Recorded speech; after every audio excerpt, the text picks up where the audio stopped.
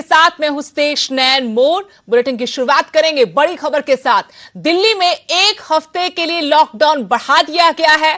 अगले सोमवार सुबह 5 बजे तक राजधानी दिल्ली लॉक रहेगी। मुख्यमंत्री अरविंद केजरीवाल ने आदेश दिए हैं। पहले से भी ज्यादा ये लॉकडाउन सख्त रहेगा। इस दौरान पूरी तरह से मेट्रो सेवा को बंद रखा जाएगा। मजबूरी में लॉकडाउन लगाना पड़ा, ये भी मुख्यमंत्री अरविंद केजरीवाल की तरफ से साफ किया गया कि मजबूरन वो ये फैसला कर रहे हैं। सबसे पहले लोगों की जान बचानी है।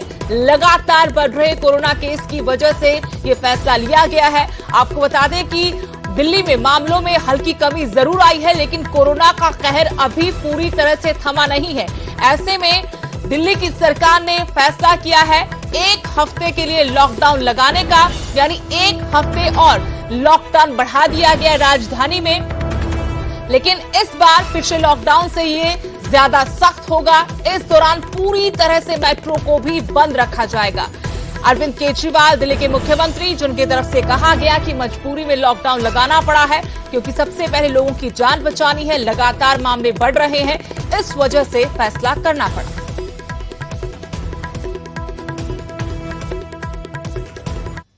मजबूरीवश अभी एक हफ्ते का लॉकडाउन और बढ़ाया जा रहा है। कल सुबह 5 बजे ये लॉकडाउन खत्म होना था, लेकिन अब ये अगले सोमवार को 5 बजे तक के सुबह 5 बजे तक के लिए बढ़ाया जा रहा है और इस बार थोड़ा सा और सख्त किया जा रहा है। कल से दिल्ली के अंदर मेट्रो भी चलना बंद हो जाएंगी। हमारी कोशिश है कि जितना ज्यादा इसको लॉकडाउन को सख्त किया जाएगा उतना तेजी से हम सब लोग कोरोना पे काबू पा पाएंगे।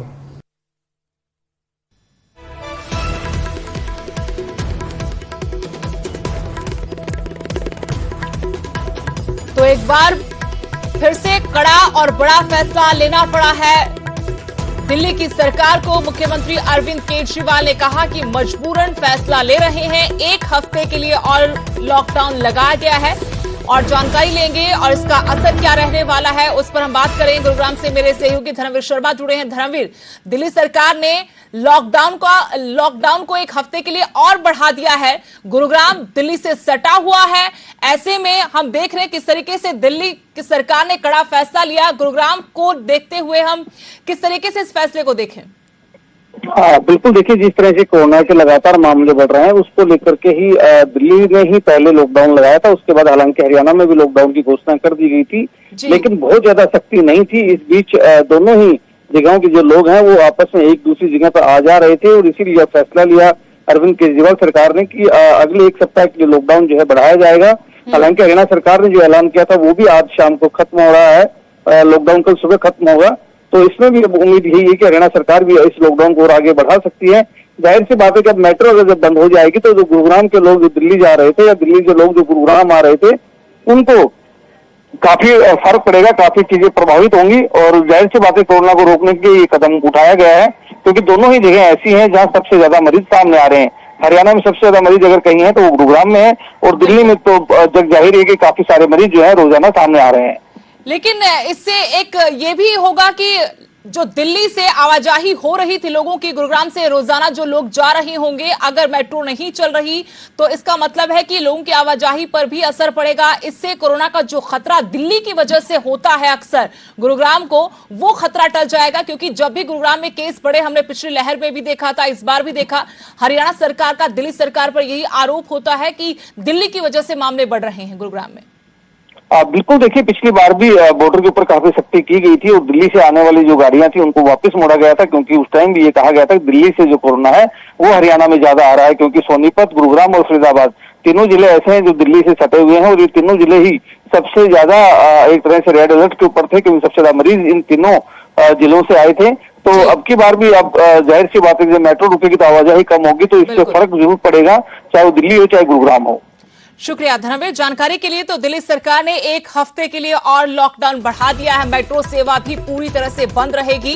पहले रियायत थी मेट्रो सेवा में, लेकिन अब सख्ती और बढ़ा दी गई है क्योंकि कोरोना की चेन को तोड़ना है, कोरोना की रफ्तार को खत्म करना है। ऐसे में कुछ नई बंदिशों के साथ एक हफ्ते के लिए दिल्ली में लॉकडाउन बढ़ा दिया गया है।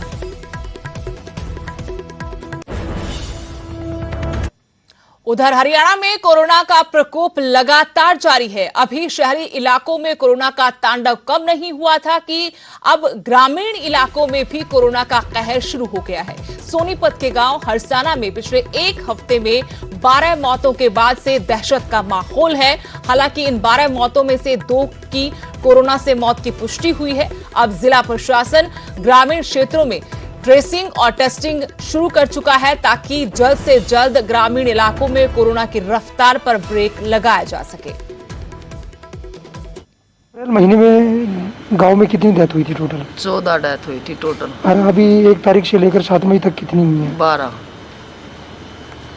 जो मौतें हैं जो लगभग किस वजह से हुई है?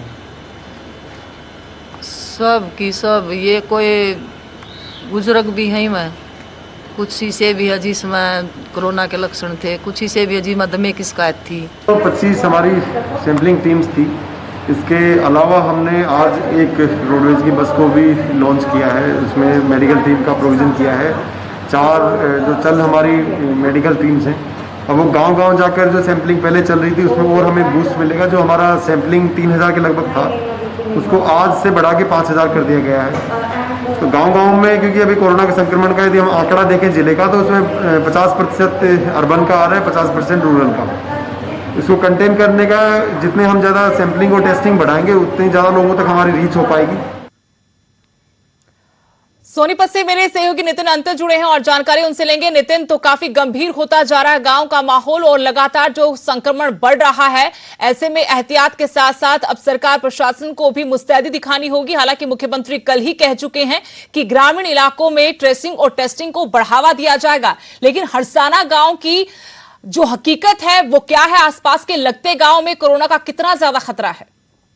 जी बिल्कुल, मैं आपको बता दूं कि सोनीपत जो है लगातार जो है आंकड़े वो कम होने का नाम नहीं ले रहे हैं और उसी का ये नतीजा है कि सोनीपत के हालात इतने ज्यादा खराब हो चुके हैं कि यहाँ पर जो है जो तस्वीरें सामने आ रही हैं वो डरावने वाली हैं। और अब सबसे बड़ी चिंता का विषय यही है, शुरुआत से यही बात हो रही थी कि अगर गाँव में कोरोना घुसता है तो उसके बाद क्या करेंगे। और फिलहाल जो हरसाना से तस्वीरें सामने आई कि एक हफ्ते में 12 मौतें हुई हैं। हालांकि 2 मौतें वहां बताई गई है कि कोरोना की वजह से हुई हैं, लेकिन उसके बाद जो है अब डीसी सोनीपत ने ये दावा किया है कि जल्द से जल्द उस गांव में या नजदीक के गांव में ट्रेसिंग और टेस्टिंग और जो बढ़ाई जाएंगी उसके साथ ही। लेकिन सबसे बड़ी चिंता का विषय ये है कि गांव के इलाकों में कोई सख्ती नहीं है और सबसे बड़ी बात जो कोरोना के नियमों की जो पालना होनी चाहिए वो वहां पर नहीं होती है। और उसके बाद जो अब कोरोना जो अपने पहले शहर में बहुत ज्यादा विकराल रूप दिखा चुका है, घंटों लाइनें लगती हैं, एम्बुलेंसों में डेड बॉडियां रखी रहती हैं। उसके बाद जो है शमशान घाटों में अब सोनीपत के रास्ता नहीं बचा है और जो कहीं ना कहीं ये है कि सोनीपत के हालात इतने ज्यादा खराब हो चुके हैं और गांव में जाना,